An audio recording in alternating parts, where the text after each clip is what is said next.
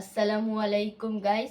My name is MD Shafkatul Islam and I read in class 6 in Nichor Cantonment Public School and College.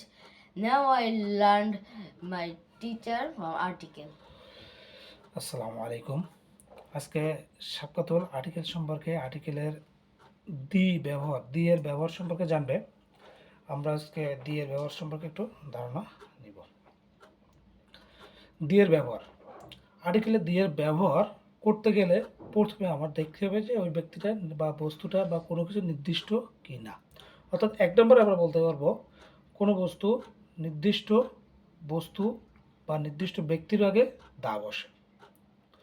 যেমন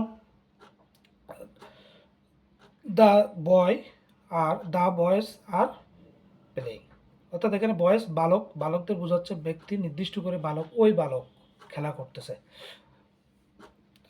দুই নম্বরে আমরা এক জাতীয় সিঙ্গুলার কমন নাউন যদি বসে তার আগে দা বসে। এক জাতীয় সিঙ্গুলার কমন নাউন যদি থাকে তার আগে কি বসবে?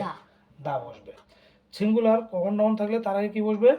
দা বসবে। কিন্তু যদি মানব জাতি বোঝায়, ম্যান আর ওম্যান, এর আগে কি বসে না? দা বসে না। কেন বসবে না? এটা মানব জাতি বোঝাচ্ছে, এই জন্য দা বসবে না। নদী, সাগর, উপসাগর, পর্বতপুঞ্জ, দ্বীপপুঞ্জ, জাহাজ, বন ইত্যাদি পূর্বে কি বসে? দা বসে। তারপরে তোমার কুরআন, আমাদের ধর্মগ্রন্থ আছে না, কুরআন বা যে কোনো ধর্মগ্রন্থের আগে কি বসবে?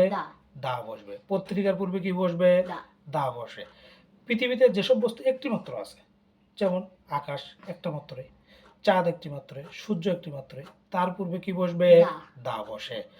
বর্ণনামূলক বা অর্ধপূর্ণ ভৌগোলিক স্থানের নামের আগে কি বসবে? দা বসবে। যেমন ইউএসএ, পাঞ্জাব, এর আগে দা বসে।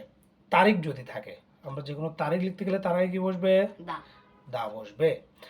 তারপরে জাতি, সম্প্রদায়, নামের পূর্বে কি বসবে? দা বসে। দুটির মধ্যে তুলনা করতে, যদি দুইটার মধ্যে তুলনা করতে একটা অ্যাডজেক্টিভ ব্যবহার করা হয়, যেমন বেটার, তো বেটার আগে কি বসবে? দা বসবে। বেস্ট, যদি আমরা সুপারলেটিভ ডিগ্রি বলি, বেস্ট, বেস্টের পূর্বে কি বসবে? দা বসবে। ঐতিহাসিক কোনো নামের পূর্বে কি বসে? দা বসে। তাহলে মোটামুটি আমরা আর্টিকেলের দায়ের ব্যবহারগুলো জানতে পারলাম। এই ভিডিও দেখে তোমরা যারা উপকৃত হবা সকলের জন্য আন্তরিক ধন্যবাদ, এবং আমাদের চ্যানেলটি সাবস্ক্রাইব করবে, লাইক দেবে, ফলো করবে। নতুন নতুন ভিডিও পেতে সাবস্ক্রাইব দিয়ে রাখেন। আসসালামু আলাইকুম।